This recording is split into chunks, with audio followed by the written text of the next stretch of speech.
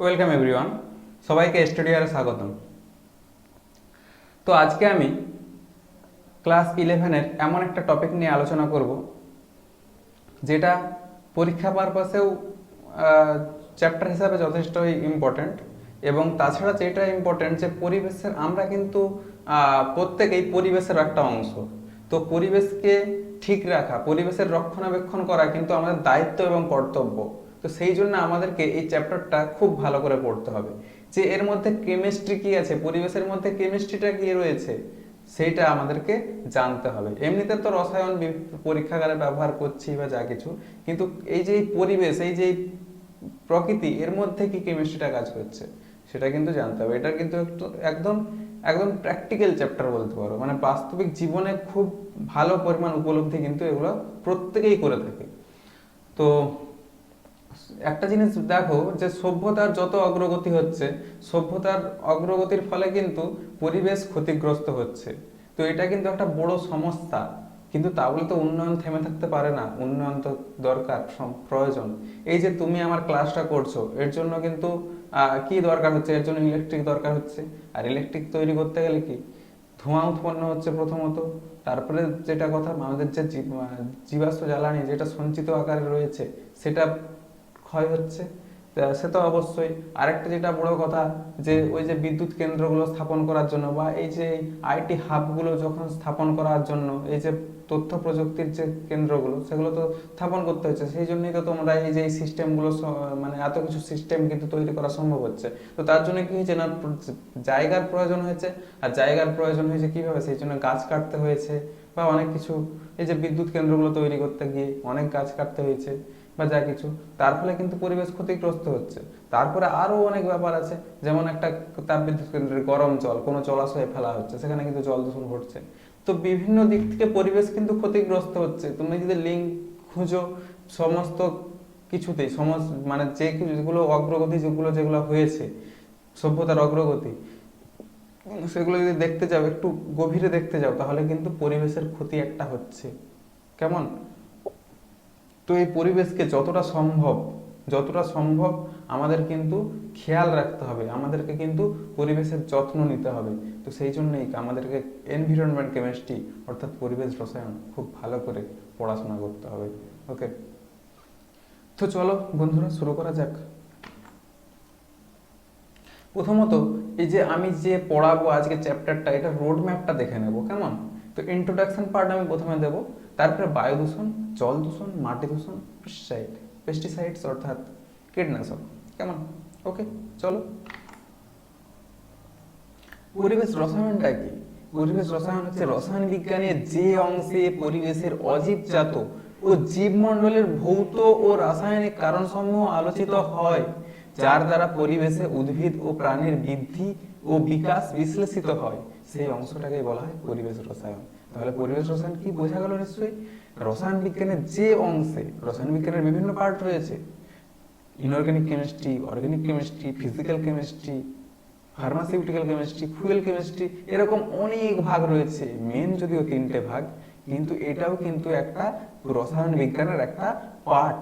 ওকে, তো এই পার্টে কি করা হয়, জীবজাত, অজীবজাত আর ভৌত রাসায়নিক যে কারণ সমূহ, এগুলো আলোচনা করা হয়। পরিবেশের মধ্যে যা কিছু ঘটছে আর কি, উদ্ভিদ ও প্রাণীর বৃদ্ধি, বিকাশ, এই সমস্ত বিষয় নিয়ে কিন্তু এই রসায়ন বিভাগটাই আলোচনা করা হয়। কেমন?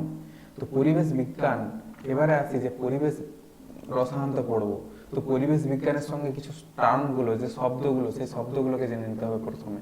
না হলে এই শব্দগুলো যখন পরবর্তীকালে ইউজ করব, মানে এই চ্যাপ্টারটা পড়াতে গিয়ে, তখন কিন্তু বুঝতে পারবে না। তো প্রথমত আমাদেরকে জেনে নিতে হবে যে এই টার্মগুলো কি কি, পরিবেশ বিজ্ঞানের সঙ্গে জড়িত কি কি শব্দগুলো রয়েছে। সমস্ত বিজ্ঞানের সঙ্গে জড়িত কিছু শব্দ থাকে। ওকে, তো সে কিছু পরিভাষা থাকে, তো সেরকম পরিবেশ বিজ্ঞানের সঙ্গেও যুক্ত কিছু শব্দ রয়েছে। কেমন? তো চলো শুরু করা যাক। ওকে,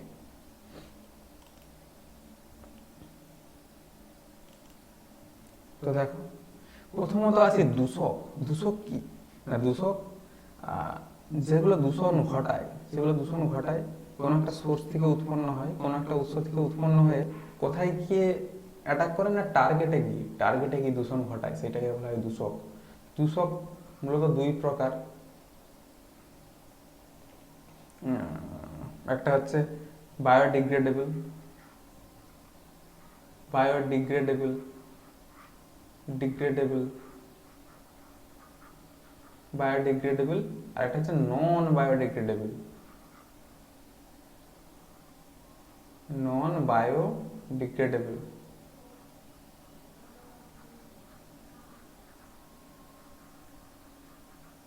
নন বায়োডিগ্রেডেবল অর্থাৎ জৈব বিশ্লেষ্য, বাংলায় যদি বলি জৈব বিশ্লেষ্য, আর একটা হচ্ছে জৈব অবিশ্লেষ্য।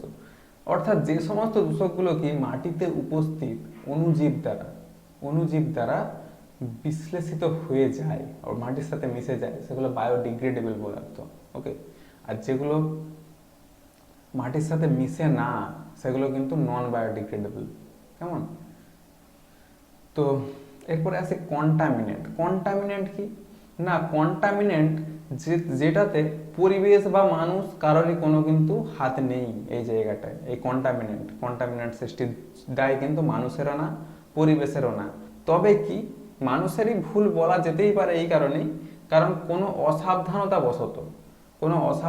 বশত হয়তো ধরো একটা জাহাজ তেল নিয়ে আসছে সমুদ্রপথে, তো সেই সময় জাহাজটা কোনো কারণে উল্টে গেল, তো সেই জায়গায় কিন্তু তেল পড়লো সমুদ্রের জলে। তো এবারে সমুদ্রের জলে তেল পড়লে কি ক্ষতি হয় সেই নিয়ে আলোচনা নিশ্চয়ই পরে করব। এই চ্যাপ্টারটারই যখন জল দূষণে নিশ্চয়ই একটু ডিটেলস আলোচনা করব। তো এইটাও একটা কিন্তু দূষণ ঘটলো, কিন্তু এখানে কিন্তু কারোর কোনো হাত নেই। ওকে, তো এগুলোকে বলা হয় কন্টামিনেন্ট। এবার আছে দূষকের উৎস অর্থাৎ সোর্সটা কি, মানে দূষকগুলো যেই স্থান থেকে যেইখান থেকে উৎপন্ন হয় সেটাকে বলা হয় সোর্স। দূষকের উৎস, নদীর উৎস, যারই উৎস বলি না কেন, আলোর উৎস, মানে কি যেখান থেকে সৃষ্টি হয় সেটাই উৎস। তো দূষক যেখান থেকে তৈরি হয় সেটাই উৎস। তো দূষক তাহলে কি হয়? উৎস থেকে সৃষ্টি হয়, কোথায় যে অ্যাটাক করে? টার্গেটে গিয়ে প্রভাবটা ফেলে। তাহলে দূষক উৎসে সৃষ্টি হলো, টার্গেটে যেয়ে প্রভাব সৃষ্টি করলো। এবার টার্গেট পর্যন্ত যেই দূষক পৌঁছাতে পারে না, যে দূষক হয়তো টার্গেট পর্যন্ত পৌঁছাতে পারে না, তাহলে সেইটা কি? সেই জায়গাটাকে বলা হয় সিঙ্ক। তাহলে সিঙ্ক বোঝা গেল, দূষকের সিঙ্ক। যেই দূষক কি হয় সাধারণত একটা উৎস থেকে সৃষ্টি হয়ে টার্গেটে যে প্রভাব সৃষ্টি করে। এবারে যেই দূষকটা এই টার্গেট পর্যন্ত যেতে পারলো না সেটাই কিন্তু সিঙ্ক। ওকে, তো বন্ধুরা বুঝতে পেরেছো? ওকে, ভালো কথা। এই যে যেই পথ দিয়ে তাহলে যায়, এই যে উৎস থেকে টার্গেট পর্যন্ত যেই পথে যায় সেটাকেই বলা হয় পাথওয়ে। ওকে, মানে এই যে এই টার্মটা হচ্ছে পাথওয়ে। তাহলে পাথওয়ে কি? দূষক উৎস থেকে টার্গেট পর্যন্ত যাওয়ার যে পথটা সেটাকে বলা হয় পাথওয়ে। কেমন? ওকে, এবার সিঙ্ক যে বললাম, এই সিঙ্কের একটা যদি এক্সাম্পল দিই, যেমন কার্বন মনোক্সাইড। এই যে কার্বন মনোক্সাইড, এটা সিঙ্কি। কার্বন মনোক্সাইড কিন্তু একটা অত্যন্ত দূষক পদার্থ। এর সিঙ্কি না ইনঅর্গানিক ফাংশনাল গ্রুপ, অর্থাৎ অজৈব কার্যকরী group. Inorganic functional group, inorganic functional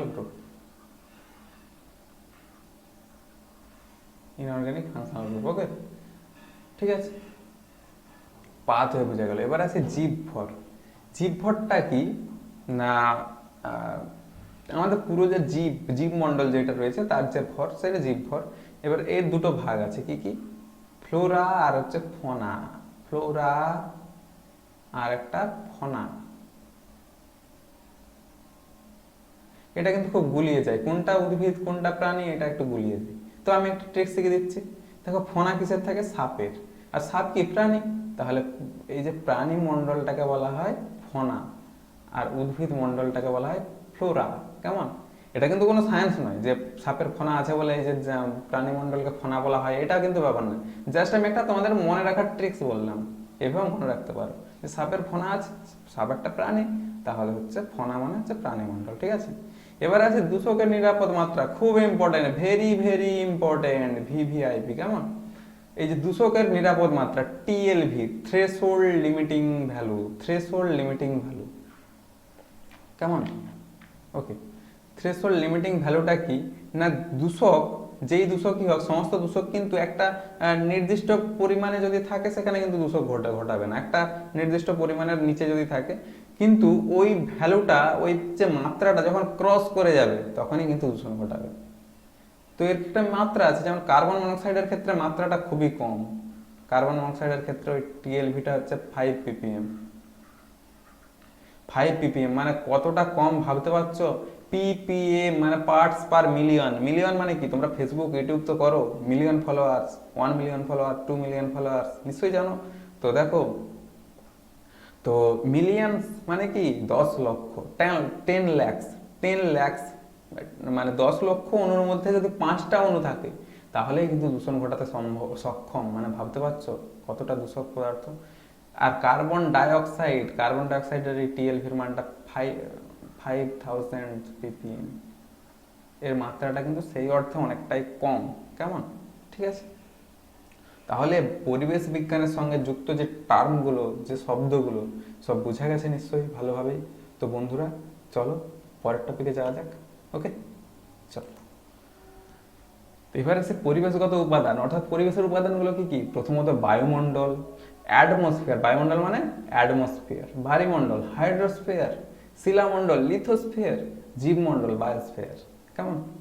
তো এর মধ্যে আমি প্রত্যেকটা পার্টি আলোচনা করব।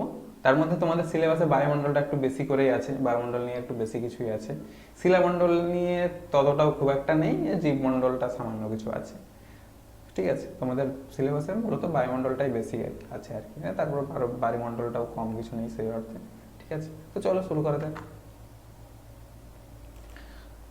বায়ু দূষণ কি? বায়ু দূষণ কি? বিভিন্ন প্রাকৃতিক কারণে বা মানব সৃষ্ট কারণে উদ্ভূত কঠিন বর্জ্য পদার্থ অথবা অপ্রয়োজনীয় বস্তুর ঘনত্ব বায়ুতে যদি স্বাভাবিক অনুপাতের থেকে বেশি হয়ে যায় তাহলে এই প্রকার বায়ুকে দূষিত বায়ু, এবং এই পদ্ধতিকে বায়ু দূষণ বলে। কেমন?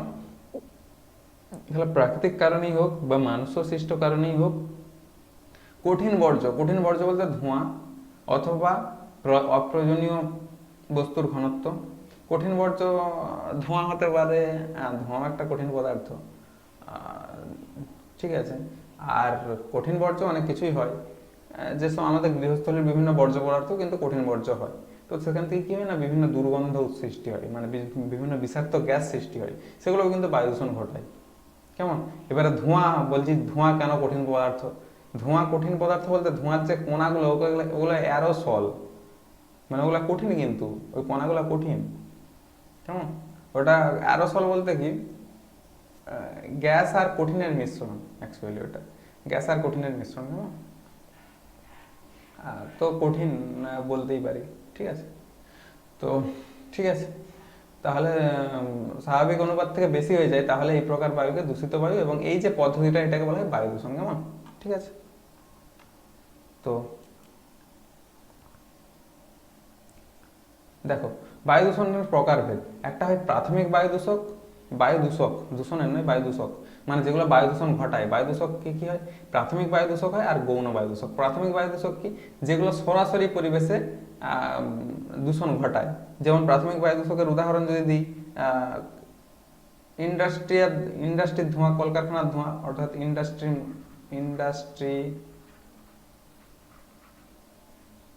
স্মোক,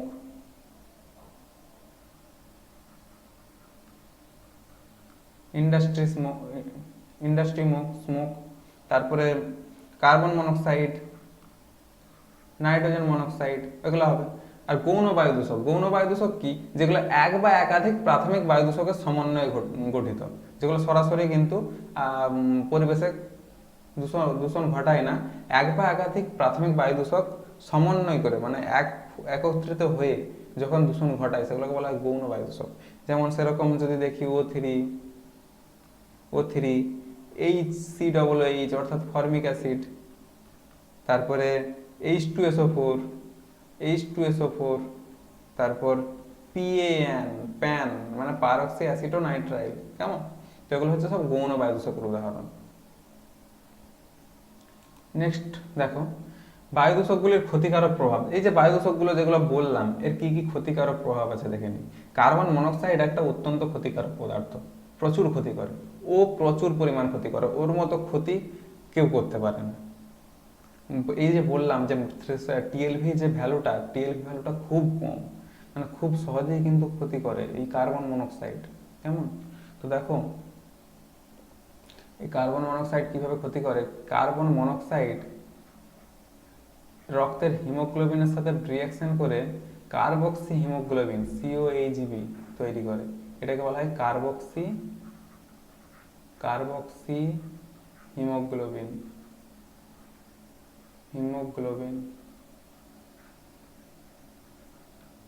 কার্বক্সি হিমোগ্লোবিন তৈরি করে।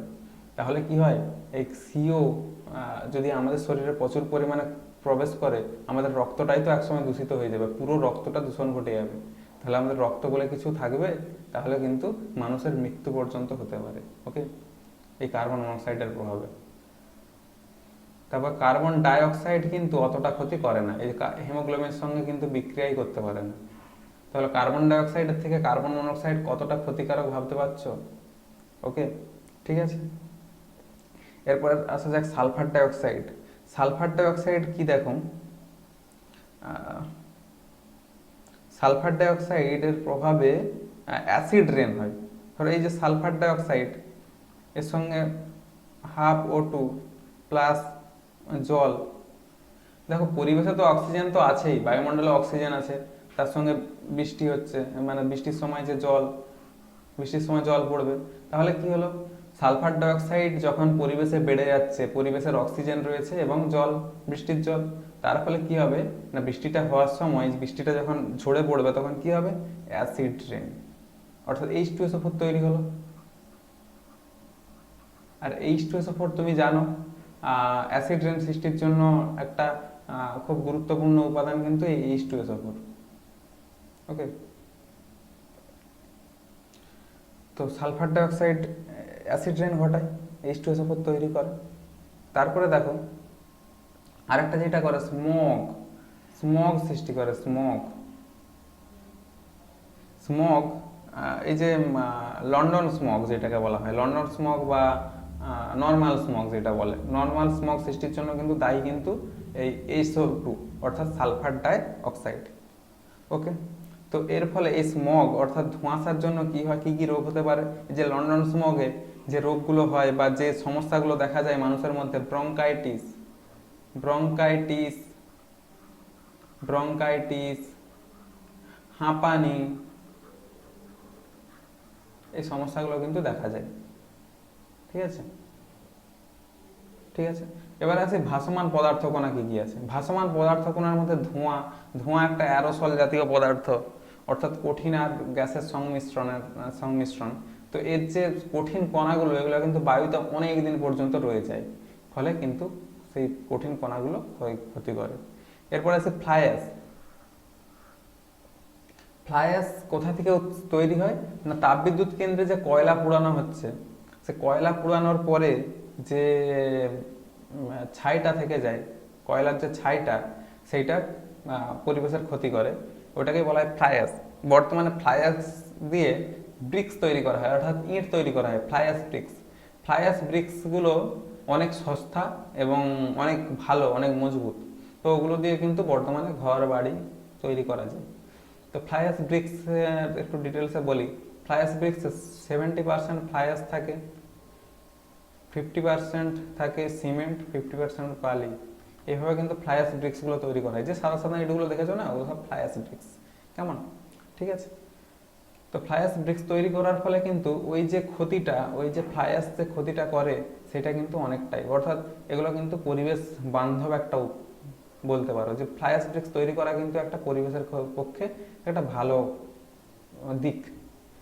ফ্লায়াস ব্রিক্স ব্যবহার করাটাও সেই জন্য পরিবেশের পক্ষে খুবই ভালো। আর এই যে মাটির ইটের কথা যদি বলি, মাটির ইটে কি হয় না, মাটির ইটে পোড়াতে হয়, প্রচুর ধোঁয়া উৎপন্ন হয়, তো ওগুলো পরিবেশ দূষণ ঘটায়। তো তো মাটির ইট ব্যবহার করার থেকে ফ্লাই অ্যাশ ব্রিক্স ব্যবহার করা কিন্তু সব দিক থেকেই ভালো, ঠিক আছে। ওকে, এবার আসি ভাসমান কণাগুলোর, যেগুলো বললাম ওগুলো তো বললামই, ভাসমান পদার্থ কণা কিছু তো বললাম। তো ভাসমান যে কণাগুলো আছে, পদার্থগুলো তো বললাম, কণাগুলো কি কি আছে, এই যে বেরিলিয়াম একটা কণা, তারপর সিমেন্ট কারখানায় অনেক কণা উৎপন্ন হয়। তো এই ভাসমান কণাগুলো কি কি ক্ষতিকারক প্রভাব ফেলে একটু দেখে নিই। হ্যাঁ, চলো তাহলে দেখো, বেরিলিয়াম নিষ্কাশন কারখানায় যে শ্রমিকরা কাজ করে তাদের হয় বেরিলিওসিস, সিমেন্ট কারখানায় যে শ্রমিকরা কাজ করে তাদের হয় সিলিকোসিস, আর্সেনিক থেকে আর্সেনিকোসিস, আর অ্যাসবেস্টস কারখানার শ্রমিকদের হয় অ্যাসবেস্টোসিস, কয়লা খনির শ্রমিকদের হয় ব্ল্যাক লাং, আর কাপড় কলের শ্রমিকদের হয় হোয়াইট লাং। এগুলো কিন্তু প্রত্যেকটাই মনে রাখবে, কারণ এখান থেকে শর্ট কোশ্চেন দিয়ে দেয়, ছোট ছোট শর্ট কোশ্চেন দিয়ে দেয়, ড্যাশ পূরণ দিয়ে দেয়, সেই জন্য কিন্তু এগুলো কিন্তু মনে রাখবে একটু, ঠিক আছে। তো একটা কথা এখানে একটু বলে নিই, একটু ভেবে রাখো যে পড়াশোনার বাইরে একটু বলে নিই যে এই যে শ্রমিকরা যারা কাজ করছে তাদেরকে কিন্তু অবশ্যই সম্মান করা উচিত। কারণ একটা কথা ভাবো তো, বেরিলিয়াম নিষ্কাশন কারখানায় যে শ্রমিকরা কাজ করছে তাদের বেরিলিওসিস হবে জেনেও তারা কাজ করছে, কিন্তু কাপড় কলের শ্রমিকরা হোয়াইট লাং হবে জেনেও তারা কিন্তু কাজ করছে, এই যে কয়লা খনির শ্রমিকরা ব্ল্যাক লাং হবে জেনেও কাজ করছে। তো এগুলো প্রত্যেকটাই কিন্তু, কোনোটাই কিন্তু না হলে আমাদের কিন্তু চলতো না, আমাদের সভ্যতার কিন্তু অগ্রগতি থমকে যেত।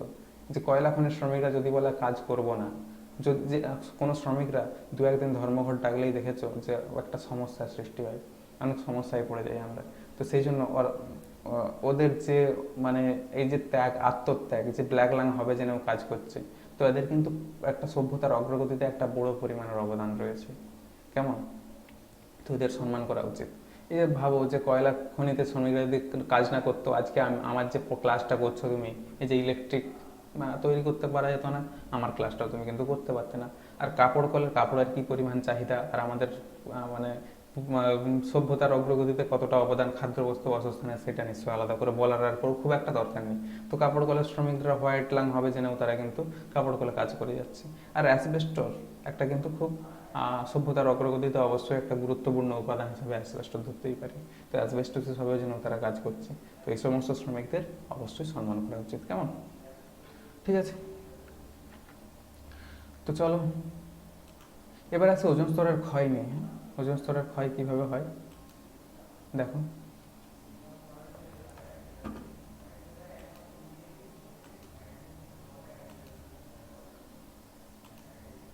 ওকে, ওজোন স্তরের ক্ষয়টা একটু দেখে নাও।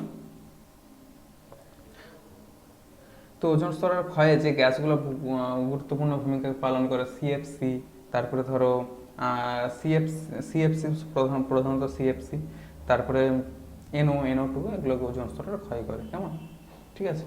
তো সিএফসি দেখো, সিএফসি সংকেত কি না, CFCl3। CFCl3 কি হয়, CFCl3 এইচ নিউ এর প্রভাবে, অর্থাৎ অতিবেগুনি রশ্মির প্রভাবে কি হয়, CFCl2+Cl, এটা কিন্তু সক্রিয় ক্লোরিন, ক্লোরিন র্যাডিক্যাল, সক্রিয় ক্লোরিন। এই সক্রিয় ক্লোরিনটা কি হয়, O3 এর সঙ্গে বিক্রিয়া করে, O3 এর সঙ্গে বিক্রিয়া করে উৎপন্ন করে ClO+O2, কেমন। এই ClO টাও কিন্তু সক্রিয়, অ্যাক্টিভ ClO। এই ClO টা আবার O3 এর সঙ্গে রিঅ্যাকশন করে, O3 এর সঙ্গে রিঅ্যাকশন করে কি করে, Cl আলাদা হয়ে গেল আর 2O2, তাহলে আবার এই যে সক্রিয় ক্লোরিন তৈরি হলো, এই সক্রিয় ক্লোরিনটা আবার রিঅ্যাকশন করবে, এইরকম করে রিঅ্যাকশনটা করতেই থাকবে, অনেকক্ষণ পর্যন্ত এই করতে থাকবে, এই রিঅ্যাকশনটা চলতে থাকবে, কেমন। এবারে আসি CFCl3 তোর প্রভাব ফেলছে একটা, তারপরে নাইট্রোজেনের যে অক্সাইডগুলো রয়েছে, অর্থাৎ NO2, এগুলো কোথা থেকে উৎপন্ন হয় না, সুপারসনিক বিমান থেকে, ঠিক আছে, জেট প্লেন থেকে এই গ্যাসগুলো উৎপন্ন হয়, NO2। তো এই O3 এর সঙ্গে NO যখন রিঅ্যাকশন করছে,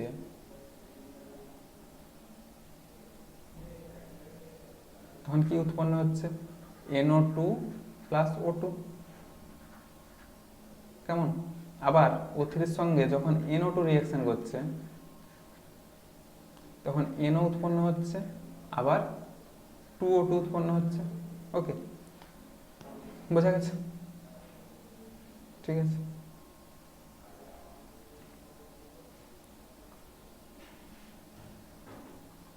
ওকে, এবার আছে গ্রিন হাউস প্রভাব। গ্রিন হাউস প্রভাবটা কি? গ্রিন হাউস জিনিসটা কি না, যেগুলো যেগুলো ধরো একটু ওই মেরু অঞ্চলে, যে মেরু প্রদেশে যে দেশগুলো থাকে, দেশগুলো অবস্থান করছে, যেমন রাশিয়া সাইবেরিয়া, তারপরে গ্রিনল্যান্ডের উত্তরাংশ এবং আমেরিকারও উত্তরাংশ, আমেরিকা না, কানাডার উত্তরাংশ, সরি, কানাডার উত্তরাংশ, তারপরে ধরো ফিনল্যান্ড, তারপরে আইসল্যান্ড, এই সমস্ত যে দেশগুলো রয়েছে, এই দেশগুলোতে কি হয় না, বরফে ঢাকা দেশ বা সূর্যরশ্মি তীর্যকভাবে পড়ে। তো এই এই যে অঞ্চলে কি করা হয় না, চাষবাসের জন্য যে পদ্ধতিটা ব্যবহার করা হয় না, গ্রিন হাউস তৈরি করা হয়, অর্থাৎ কাঁচের ঘর তৈরি করা হয়। এরকম কাঁচের ঘর তৈরি করা হয়। এই কাঁচের ঘরের ভিতরে কি হয় না, ক্ষুদ্র তরঙ্গ দৈর্ঘ্য বিশিষ্ট রশ্মি প্রবেশ করে, কিন্তু সেগুলো বৃহৎ তরঙ্গ আকারে কিন্তু বেরিয়ে যেতে পারে না। তো এই কাঁচের ঘরের একটা ধর্ম আছে কি না, রশ্মি ঢুকতে পারবে কিন্তু বেরোতে পারবে না। তো সেই জন্য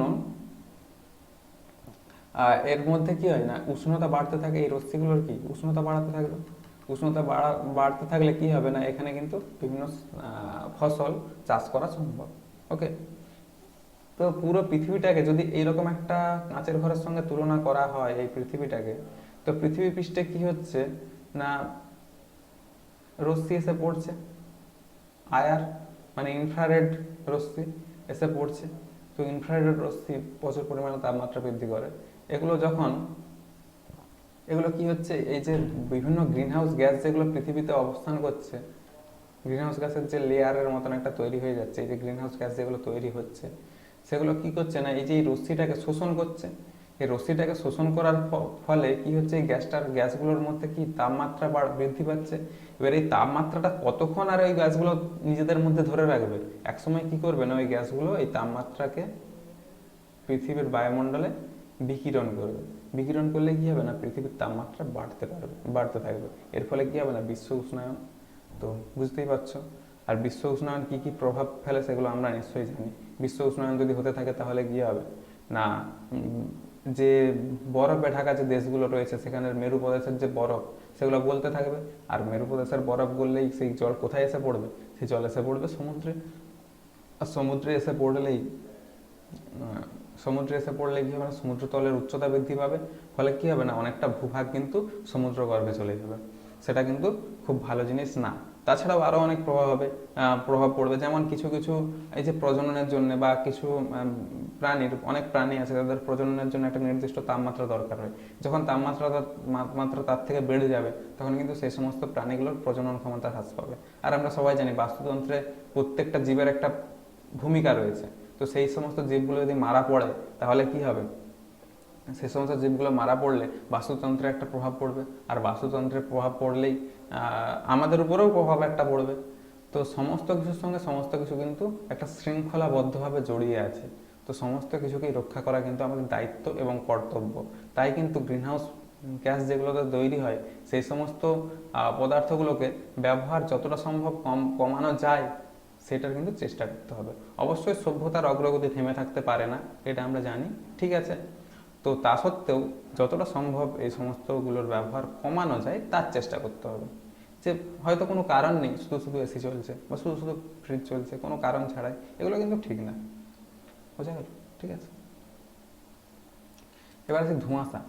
ধোঁয়াশা কি? ধোঁয়াশা, ওকে, ধোঁয়াশা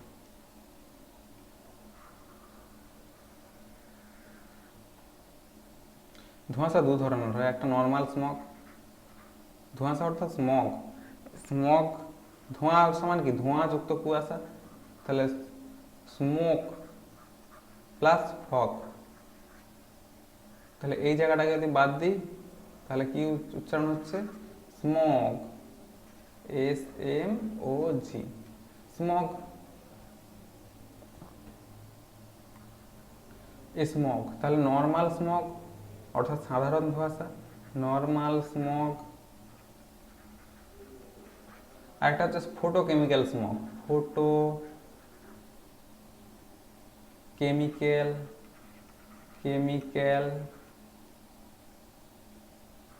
স্মগ।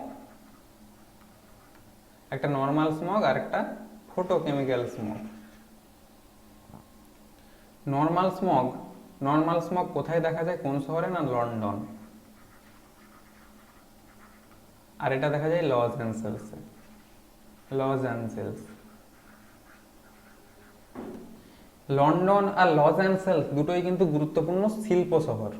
এটা ইংল্যান্ডের শিল্প শহর, একটা বড় শিল্প শহর। আর লস অ্যাঞ্জেলস একটা ইউএসএ অর্থাৎ আমেরিকার একটা শিল্প শহর। ওকে, তো লন্ডনে আমরা সবাই জানি ইউরোপে শিল্প বিপ্লব ঘটেছিল, তার কিন্তু একটা গুরুত্বপূর্ণ কেন্দ্র ছিল কিন্তু লন্ডন। তো সেই লন্ডনে শিল্প কলকারখানা প্রচুর পরিমাণে রয়েছে এবং লস অ্যাঞ্জেলসও রয়েছে। তো এগুলো কিন্তু গুরুত্বপূর্ণ শিল্প শহর, সেই জন্য এইখানে কিন্তু এই ধোঁয়াশাগুলো সৃষ্টি হয়। তো ঠিক আছে, তো এবারে লন্ডনে কখন সৃষ্টি হয়? এটা উইন্টার অর্থাৎ শীতকালে। শীতকালে কখন সৃষ্টি হয়? মর্নিং এবং ইভিনিং, মর্নিং আর ইভিনিং, মর্নিং আর ইভিনিং। আর লস অ্যাঞ্জেলসে এই ধোঁয়াশাটা কখন সৃষ্টি হয়? না নুন অর্থাৎ দুপুরবেলা। গরমকালে গরমকালে সামার কখন সৃষ্টি হয়? নুন অর্থাৎ দুপুরের দিকে।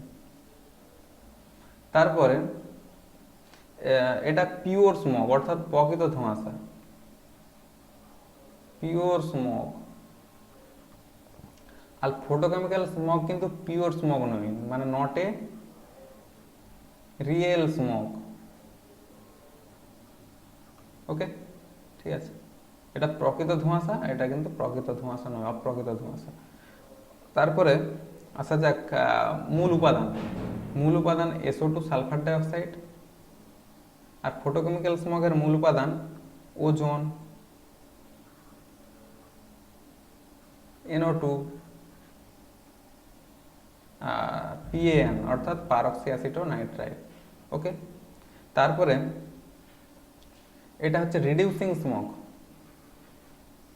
অর্থাৎ বিচারক ধর্মী, রিডিউসিং স্মগ, বিজারণ ধর্মী ধোঁয়াশা। এটা অক্সিডাইজিং স্মগ অর্থাৎ জারণ ধর্মী, অক্সিডাইজিং স্মগ। ওকে, আর এটা এই নর্মাল স্মগটা কি হয় না, কি কি সমস্যা দেখা যায় নর্মাল স্মগের ফলে, যেগুলো বলছিলাম আমি একটু আগেই।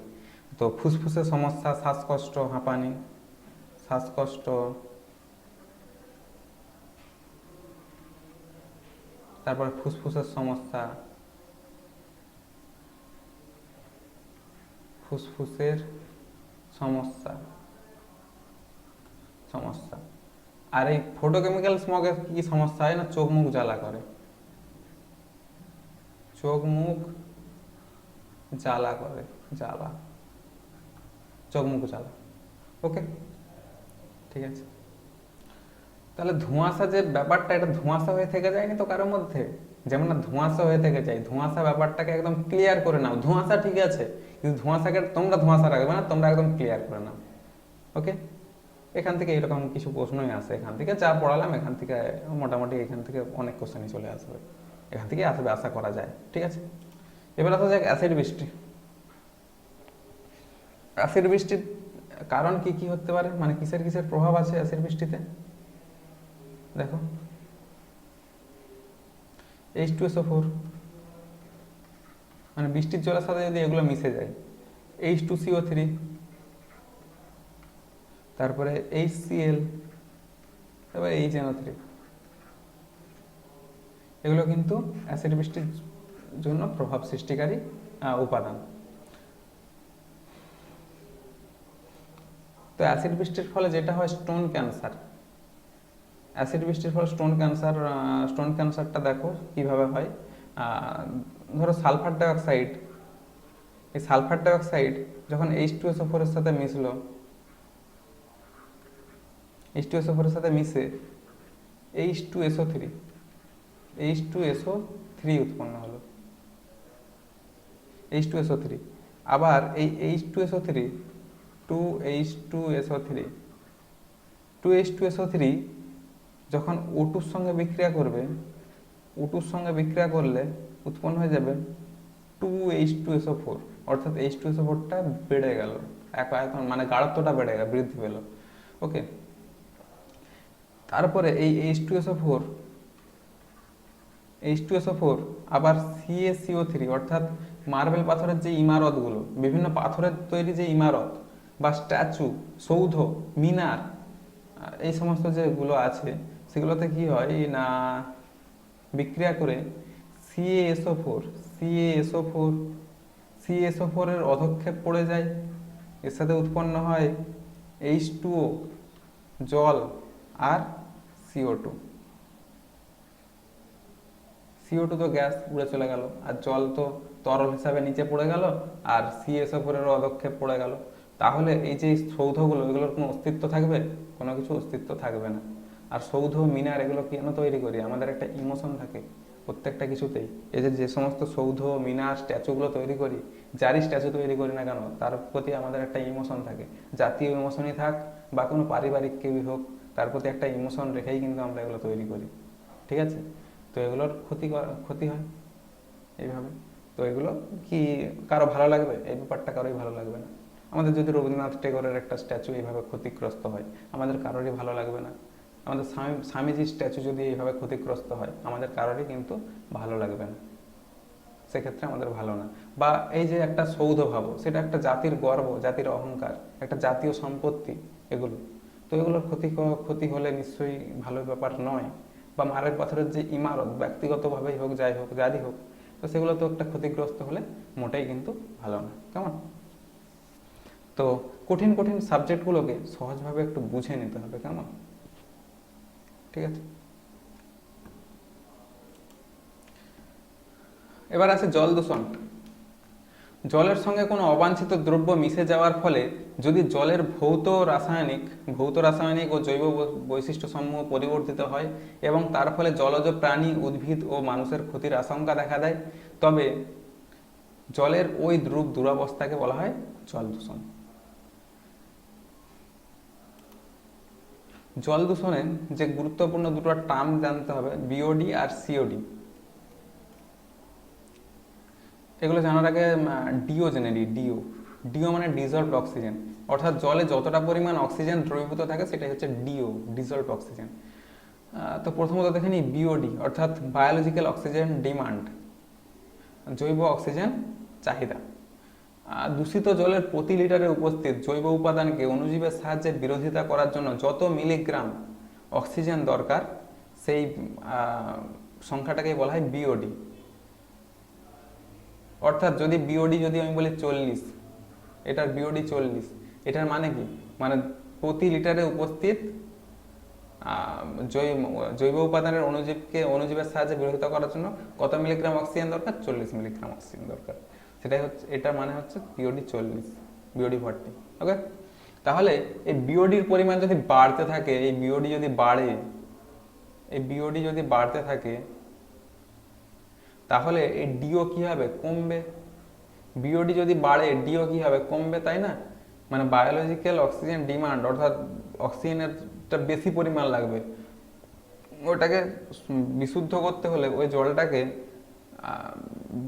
বিশুদ্ধ জলে পরিণত করতে হলে অক্সিজেনটা বেশি পরিমাণে লাগবে। তার মানে কি? ডিজলভড অক্সিজেন মানে ওর মধ্যে দ্রবীভূত অক্সিজেনটা কম আছে, তাই তো? তাহলে বিওডি যদি বাড়ে, ডিওটা কি হবে? কমবে। এবার দেখো সিওডি, একই জিনিস, শুধুমাত্র কি না বিয়োজন, এক্ষেত্রে কি না বিয়োজন যোগ্য যেগুলো সেগুলোই। এক্ষেত্রে বিয়োজন যোগ্য এবং বিয়োজন অযোগ্য দু পরিমাণ দূষককেই জারিত করে লিটার প্রতি জলে যত মিলিগ্রাম অক্সিজেন প্রয়োজন, মানে এক্ষেত্রে কিন্তু দুটোই। এক্ষেত্রে শুধু বিয়োজন যোগ্য যেগুলো, সেগুলোকে বিরোধিতা করার জন্য যত মিলিগ্রাম অক্সিজেন লাগছে। এক্ষেত্রে কি বিয়োজন যোগ্য, বিয়োজন অযোগ্য দুটোকেই জারিত করে লিটার প্রতি যত মিলিগ্রাম অক্সিজেন প্রয়োজন হচ্ছে, সেইটাকে বলা হচ্ছে সিওডি। সেই প্রকাশক সংখ্যাটাকে সিওডি বলা হচ্ছে। তাহলে এই ক্ষেত্রে বিয়োজক অবিয়োজক দুটোকেই বিয়োজিত করতে হবে, আর এক্ষেত্রে শুধু বিয়োজকগুলোকে বিয়োজিত করতে হবে। তাহলে কোনটা বেশি হবে? নিশ্চয়ই সিওডি বেশি হবে। তাহলে সিওডি গ্রেটার দেন বিওডি, তাহলে সিওডির মান সর্বদাই কি বিওডির থেকে বেশি। ওকে, এবারে দেখে নাও কয়েকটা জল দূষক, রাসায়নিক সার ও কীটনাশক। রাসায়নিক সার বা কীটনাশক যখন মানে জমিতে প্রয়োগ করার ফলে সেগুলো বৃষ্টির জলে ধুয়ে কোথাকে যায় না নদী বা স্থানীয় জলাশয়ে পড়ে। এবার সেগুলো কি হয়? দূষণ ঘটায়। বিওডির মানকে কি করে? এই রাসায়নিক সার ও কীটনাশক বিওডির মানকে প্রচুর পরিমাণ বাড়িয়ে দেয়, আর বিওডির মান বেড়ে গেলে কি ডিও কমবে, অর্থাৎ ডিজলভ অক্সিজেনের পরিমাণ কমে যাবে, তার ফলে কি হবে? জলটা দূষিত হয়ে যাবে। ওকে, এরপরে আসা যাক ডিটারজেন্ট।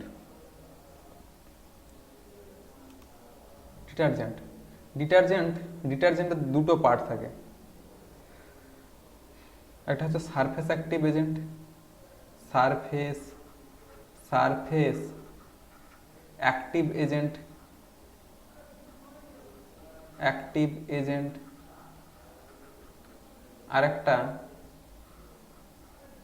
আরেকটা পার্ট ফিলার বা বিল্ডার।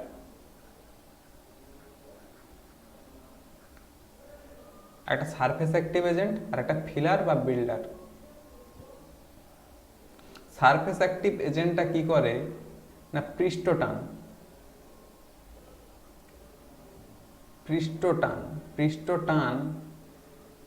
জলের মধ্যে যে পৃষ্ঠটানটাকে কমিয়ে দেয়, সারফেস টেনশন। পৃষ্ঠটান বলতে কি, যে পর্দার মতো একটা টেনে রাখার যে ক্ষমতা, মানে একটা যে টান, যার ফলে কি হবে না জলের উপরিতলের অণুগুলোর মধ্যে পরস্পরের মধ্যে একটা টান থাকে। পৃষ্ঠটানটাকে কমিয়ে দিলে কি হবে না প্রচুর পরিমাণে যে অয়েল বা তেল জাতীয় পদার্থগুলো বেশি পরিমাণে কি হবে? দ্রবীভূত হবে। তেলে জলে যদিও মিশ খায় না, কিন্তু জলের মধ্যে কি হবে না ওই তেলটা বেশি পরিমাণ যাবে, আর তার ফলে কি হবে না জলটাতে বিওডির পরিমাণ কি হবে হয়ে যাবে? বিওডির মান কিন্তু বেড়ে যাবে এবং ডি এর মান কমে যাবে। তার ফলে কি হবে? একটা দূষণ ঘটবে। এবার আসা যাক ফিলার পার্ট। এই ফিলার পার্টে কি হয়? এই ফিলার বা বিল্ডার এই যে অংশটা এই ডিটারজেন্টের মধ্যে, এই ক্ষেত্রে ফিলার বা বিল্ডারটা, হ্যাঁ, এখান থেকে এতে থাকে ফসফেট, এর মূল উপাদান ফসফেট। এই ফসফেটটা কি করে? এই ফসফেট Ca2+ এই আয়নগুলো কিন্তু জলে দেয়। Ca2+, Mg2+, অর্থাৎ ক্যালসিয়াম আয়ন, ম্যাগনেসিয়াম আয়ন, এগুলো কিন্তু জলে দেয়। জলে এই আয়নগুলো যখন সৃষ্টি হয়, এই আয়নগুলো এই বিভিন্ন মূলত শৈবাল, বিভিন্ন যে জলে যে বিভিন্ন উদ্ভিদগুলো রয়েছে, মূলত শৈবালের ক্ষেত্রে কি খুব পুষ্টিকর খাদ্য। তাহলে খাবার পেয়ে গেছে, খুব সুন্দর খাবার পেয়ে গেছে, তাহলে খেলে কি হবে? সে শৈবালের কি হতে থাকবে? বৃদ্ধি পেতে থাকবে। শৈবাল বৃদ্ধি হবে। আর শুধু বুড়ো হলেই তো হবে না, আমরা শুধু খাদ্য খেলেই বেঁচে থাকতে পারবো নাকি? আমাদের জন্য খাদ্য ছাড়াও তো আরো কিছু অনেক দরকার হয়, অক্সিজেন দরকার হয়। সেরকম এই শৈবালগুলো বড় হতে থাকবে, প্রচুর পরিমাণ বড় হবে, ঠিক আছে, খাদ্য খেয়ে বড় হবে। আর যে অক্সিজেনটা কোথা থেকে পাবে? জল থেকেই গ্রহণ করবে। তাহলে জল থেকে প্রচুর পরিমাণ অক্সিজেন কিন্তু গ্রহণ করবে। আর জলে তাহলে কি হবে? অক্সিজেনের পরিমাণ কমে যাবে। তাহলে অক্সিজেনের পরিমাণ কমে গেলে কি হয়ে যাবে না জলটা দূষিত হয়ে যাবে। এই যে এই প্রক্রিয়াটা, এটাকে বলা হয় ইউট্রোফিকেশন। এটাকে বলা হয় ইউট্রোফিকেশন।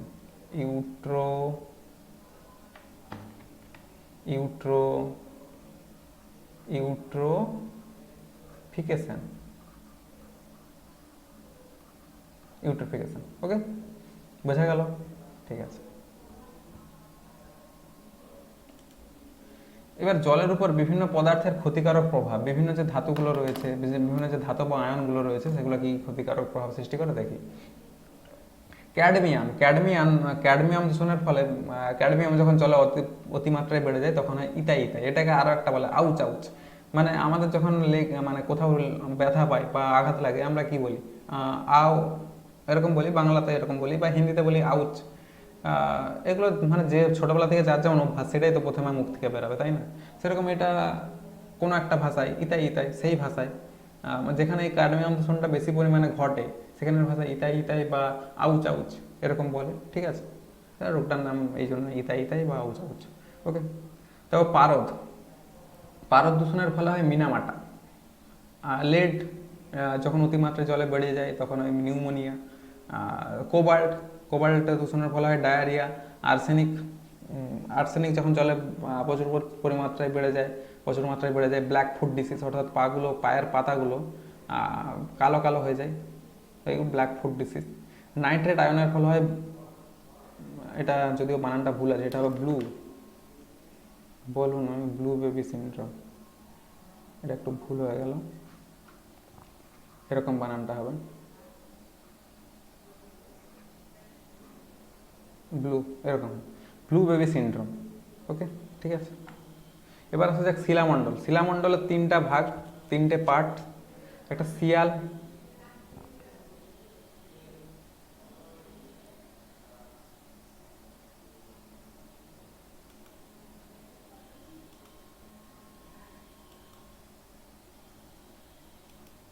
শিয়াল, শিয়াল মানে ফক্স নয়, শিয়াল মানে এসআই আর এল। তাহলে মূল উপাদান কি? এসআই আর এল। এসআই মানে সিলিকন,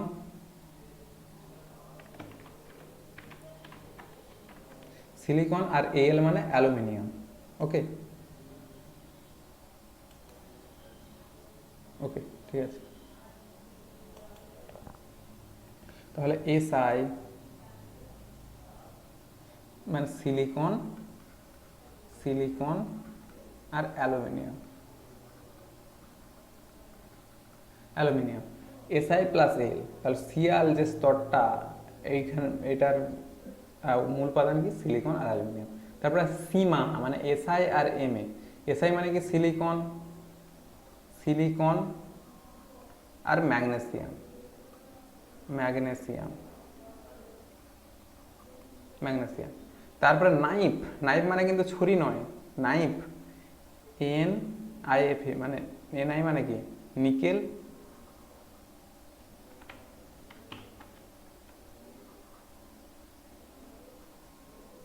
নিকেল, আর এফি মানে লোহা,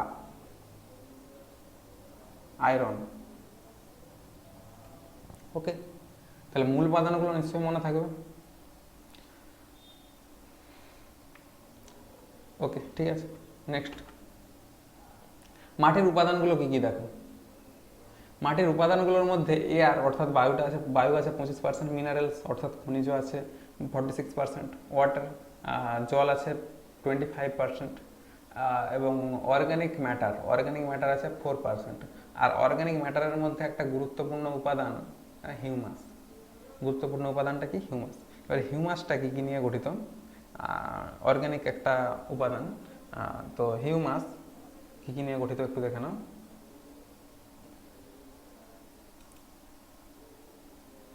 ওকে,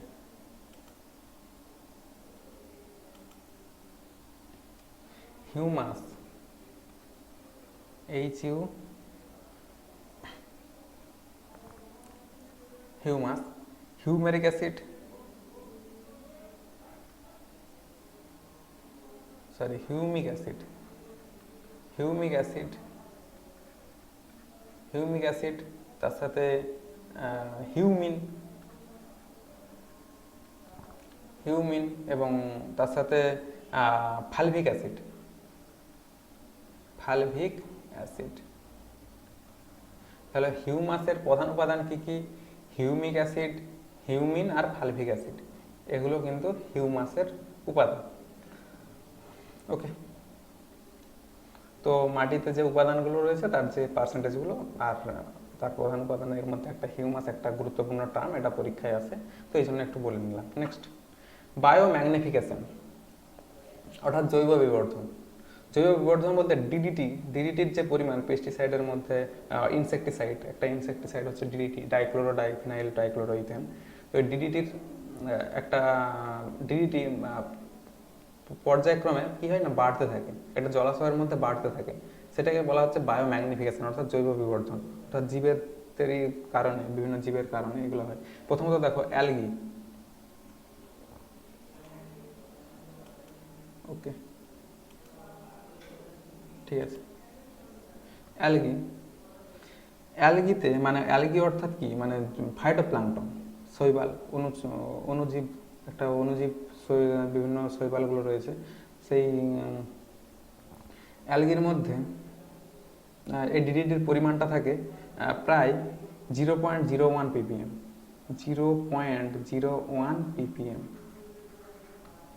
তারপর জু প্লাঙ্কটন, অর্থাৎ এই ফাইটোপ্লাঙ্কটনগুলোকে কারা খায়, অর্থাৎ এই যে অ্যালগিগুলোকে, অ্যালগি থাকে জলের মধ্যে, মূলত অ্যালগি, সেই জন্য অ্যালগিটাই বলছি। তো অ্যালগিগুলোকে কে খায়? জু প্লাঙ্কটন, অর্থাৎ জলে উপস্থিত যে অণু, যে প্রাণীগুলো রয়েছে, মানে ক্ষুদ্র ক্ষুদ্র যে প্রাণীগুলো রয়েছে, মাইক্রোস্কোপিক যে প্রাণীগুলো, সেগুলো আর কি আণুবীক্ষণিক প্রাণী, আর এগুলো আণুবীক্ষণিক উদ্ভিদ। তো আণুবীক্ষণিক প্রাণীগুলো এই আণুবীক্ষণিক উদ্ভিদদের খায়, দিয়ে তারপরে কি হয় না, এই যে ডিডিটির পরিমাণটা বৃদ্ধি পায়, ডিডিটির পরিমাণটা বৃদ্ধি পেয়ে হয় 0.024 ppm। ওকে, তারপরে একে যে মাছগুলো খায়, এই মাছগুলো খাওয়ার পরে এই ডিডিটির পরিমাণটা দাঁড়ায়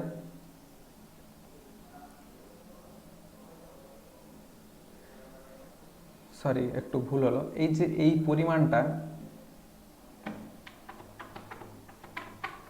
এই যে এই পরিমাণগুলো একটু দেখে নেবে যে বিভিন্ন বইতে কিন্তু বিভিন্ন থাকে। ওকে, জলে যে ডিডিটির পরিমাণটা থাকে সেটা থাকে 0.01 ppm। তারপর যেগুলো যখন জু প্লাঙ্কটনের মধ্যে, সরি ফাইটোপ্লাঙ্কটনের মধ্যে যখন গ্রহণ করে ডিডিটিটা, মানে জল থেকে বিভিন্ন পদার্থগুলো যখন গ্রহণ করে, তার ফলে এই ডিডিটির পরিমাণটা হয়ে হয়ে দাঁড়ায় 0.024 ppm। তারপরে সেগুলোকে যখন ফাইটোপ্লাঙ্কটনেরা ওই জু প্লাঙ্কটনগুলোকে খায়, ডিডিটির পরিমাণটা বৃদ্ধি পেয়ে হয় 0.123 ppm। আস্তে আস্তে দেখো বাড়তে থাকছে 0.123 ppm। তারপরে পরে যখন মাছেরা খায় ওইটাকে, ছোট মাছই হোক বড় মাছই হোক যাই হোক না কেন, এই মাছেরা যখন খায় এইটা, এই পরিমাণটা হয়ে যায় 1.05 থেকে 12 ppm এর মতো, 12 ppm। ওকে, তারপরে এটাকে যখন বিভিন্ন পাখি বলো বা হুইল বা ওই তিমি যে তিমি বলো, নীল তিমি বলো, ওই যে প্রাণীগুলো যখন খায়, ওই বড় বড় যে প্রাণীগুলো এই মাছেদের খায়, তখন ওই পরিমাণটা গিয়ে দাঁড়ায় 100 ppm। 100 ppm। শুশুক, তিমি, নীল তিমি, এগুলো কিন্তু ওকে ppm। ওকে, তাহলে প্রথমে পরিমাণটা কত ছিল? 0.01 ppm। তারপরে পরিমাণটা কত হলো যখন ফাইটোপ্লাঙ্কটন গ্রহণ করলো, এটা ওই ডিডিটিটা, এটা কিন্তু সবে কিন্তু ডিডিটির পরিমাণ, ডিডিটি, আর একটু ভালো করে লিখে নিই, এগুলো সব ডিডিটি, ডিডিটির পরিমাণ। ডিডিটির পরিমাণটা আস্তে আস্তে কি হচ্ছে, আস্তে আস্তে বাড়তে থাকছে, তাই না? তাহলে প্রথমে কত ছিল? 0.01 জলের মধ্যে দ্রবীভূত ওই ডিডিটিটা। তাহলে এই যে ডিডিটি, এই যে কীটনাশক যে ডিডিটি, সেটা জলে যখন পড়ছে, প্রথমে জলে পড়লো, তারপরে তো জলে ডিডিটি এলো, ডিডিটিটা জৈব বিবর্ধনের মাধ্যমে কতটা পরিমাণ বেড়ে গেল ভাবতে পারছো? মানে এইটা যদি এই তিমি খাচ্ছে আলাদা কথা, যদি এটা মানুষও খায় ওই মাছটাকে, তাও কিন্তু মানুষের দেহেও কিন্তু ওই 100 ppm ডিডিটি আসবে। তাহলে ডিডিটি একটা কীটনাশক যেখানে, সেটা কিন্তু আমাদের শরীরে কিন্তু এতটা পরিমাণ আসছে, যদিও পরিমাণটা খুব একটা বেশি নয়, কিন্তু আমরা তো হিসাব মতো এই যে মাছ খাচ্ছি, যেগুলো আমরা মাছ খাই এমনিতে, তার মধ্যে কি খাচ্ছি আমরা? অ্যাকচুয়ালি বিষ খাচ্ছি না, মানে আমাদের দেহে বিষ প্রবেশ করছে, তুমি ভাবতে পারছো? সেই জন্য কিন্তু পরিবেশের উপর দায়বদ্ধতা প্রত্যেকেরই আমাদের রাখা উচিত। ডিডিটি ব্যবহার করতে হবে অবশ্যই, কীটনাশক তো অবশ্যই ব্যবহার করতে হবে, কিন্তু সেটা একটা লিমিটে ব্যবহার করা উচিত, বা সেটা যাতে না সমুদ্রে বা নদীতে না মেশে তার জন্য লক্ষ্য রাখা উচিত। ঠিক আছে? তো সেই জন্যই কিন্তু চ্যাপ্টারটা আরও পড়া, শুধুমাত্র নাম্বার পাওয়ার জন্যই নয়। নাম্বার তো এখান থেকে আসবেই, মোটামুটি চ্যাপ্টার হিসাবে যা দেখছি বা একটা ক্লাসে আমি যা পড়াচ্ছি, এখান থেকেই তুমি কিন্তু অনেকটা নাম্বারই পেয়ে যাবে। তো সেই হিসাবে কিন্তু 2-3 নাম্বারই হোক বা যাই হোক 1 নাম্বারই হোক, সেই হিসাবে যদি দেখি চ্যাপ্টার হিসাবে নাম্বারটা খুব একটা কমও হয়তো না, কিন্তু মানে আমাদের পরিবেশ রক্ষার জন্য কিন্তু এই চ্যাপ্টারটা খুব গুরুত্বপূর্ণ। ওকে, ঠিক আছে। তারপরে এটা 0.123 হলো, 1.5 থেকে 0.5 থেকে 12 ppm হলো, তারপরে 100 ppm দিয়ে পৌঁছালো, ভাবতে পারছো, ঠিক আছে। নেক্সট দেখো পেস্টিসাইডস। পেস্টিসাইডসের মধ্যে আছে হার্বিসাইডস, ইনসেকটিসাইডস, ফাঙ্গিসাইডস, রডেন্টিসাইডস। হার্বিসাইডস হার্বিসাইডস হার্বিসাইডস অর্থাৎ these are used to inhibit the growth of weeds. Herbicides disturb the conductive, ওগুলো যদিও দরকার নেই, জানার দরকার নেই, অত ডেফিনেশন পড়বে না, ঠিক আছে। তোর হার্বিসাইড মানে আগাছানাশক। আগাছানাশকের মধ্যে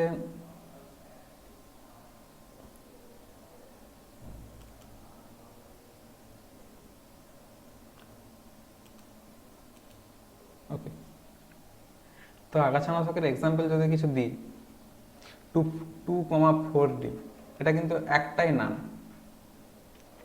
কালিটা একটু বদলে নেই, হ্যাঁ, কারণ এইটাতে তোমাদের বুঝতে হয়তো সমস্যা হচ্ছে।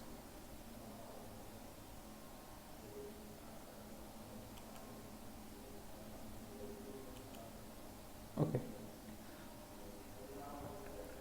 তো হার্বিসাইডসের মধ্যে 2,4-D, এটাও খুব একটা ভালো বোঝা যাচ্ছে না, কোনটা ভালো বোঝা যেতে পারে? এটাও ভালো বোঝা যাচ্ছে না।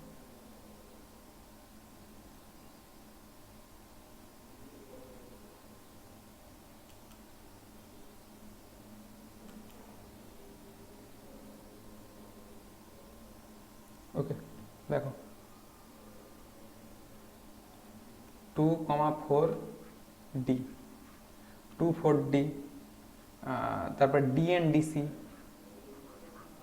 ডিএনডিসি, এই 2,4-D কিন্তু একটাই নাম। 2,4-D মানে 2 একটা, 4D একটা, এটা কিন্তু নয়। 2,4-D, ডিএনডিসি, এগুলো সব হার্বিসাইডের এক্সাম্পল। তারপরে ইনসেকটিসাইডস। ইনসেকটিসাইডসের মধ্যে ডিডিটি, বিএইচসি, এগুলো সব ইনসেকটিসাইডসের উদাহরণ। এবারে স্ট্রাকচারগুলো পরীক্ষায় পড়ে। ডিডিটি অর্থাৎ ডাইক্লোরো ডাইফেনাইল টাইক্লোরো ইথেন। প্রথমে দেখো এর স্ট্রাকচারটা আঁকার জন্য মানে মুখস্থ করবে না, বা স্ট্রাকচারটা দেখে ছবির মতো চোখে মনে রাখারও চেষ্টা করবে না, নিজে নিজে লেখার চেষ্টা করো। ডাইক্লোরো, ডাইফিনাইল, তাহলে দুটো ফিনাইল, তাহলে দুটো ফিনাইল আঁকো। দুটো ফিনাইল আঁকো। ফিনাইল মানে বেনজিন রিং, দুটো বেনজিন রিং আঁকো, ব্যাস হলো। তাহলে ডাইক্লোরো, দুটো ক্লোরো, দুটো chloro, dichloro, diphenyl, trichloro ethane, তাহলে ইথেন, একটা কার্বন, আর একটা যদি বন্ড দিই, বন্ড লাগাচ্ছি একটা, তাহলে আর একটা এইচ লাগাতে হবে, তাহলে আর একটা এইচ হলো। আর এখানে কার্বন যে দিলাম, আর কটা বন্ড বাকি আছে? 3টে, তাহলে 3টে কি লাগবে? ক্লোরো, ট্রাইক্লোরো বলেছে না, তাহলে 3টা ক্লোরো, 3টা ক্লোরিন, তাহলে এটাই হয়ে গেল কি? সংকেত, ডিডিটির সংকেত। এটা কিসের সংকেত তাহলে? DDT, DDT. এবার বিএইচসির সংকেত দেখো, BHC, benzene hexachloride, benzene hexachloride, benzene, benzene ring আঁকবো। হেক্সা মানে কি? 6টা, তাহলে 6টা chlorine, chlorine, chlorine, chlorine, chlorine, chlorine, এটা হয়ে গেল কি? BHC, benzene hexa chloride. Okay, এবার আসা যাক ফাঙ্গিসাইডস অর্থাৎ ছত্রাকনাশক। ছত্রাকনাশকের এক্সাম্পল দেখে নাও, CuSO4 অর্থাৎ কপার সালফেট, CuSO4 এটা ফাঙ্গিসাইডসের এক্সাম্পল। রডেন্টিসাইড অর্থাৎ ইঁদুরনাশক, ইঁদুরনাশকের মধ্যে BaCO3, BaCO3, BaCO3, তারপর জিঙ্ক সালফেট, জিঙ্ক সালফেট, এগুলো সব রোডেন্টিসাইডসের উদাহরণ। ওকে, ঠিক আছে।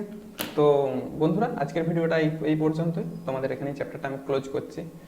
তো থ্যাঙ্কস ফর ওয়াচিং।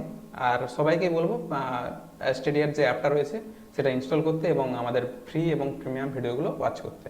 তো আমাদের যে সোশ্যাল মিডিয়া হ্যান্ডেলগুলো রয়েছে সেগুলোকে ফলো করো।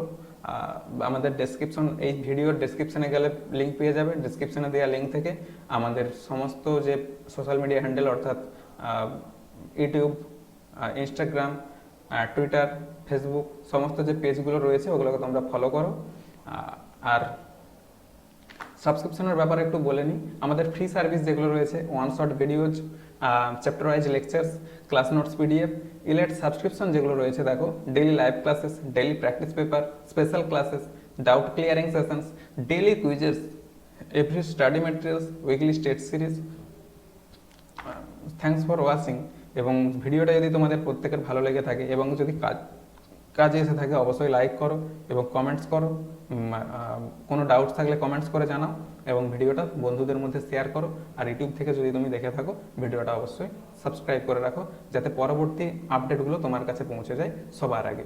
তো স্টেডিয়ার মেক স্টাডি ইজিয়ার। সবাই ভালো থেকো, দেখা হচ্ছে পরের ভিডিওতে। ওকে, বাই।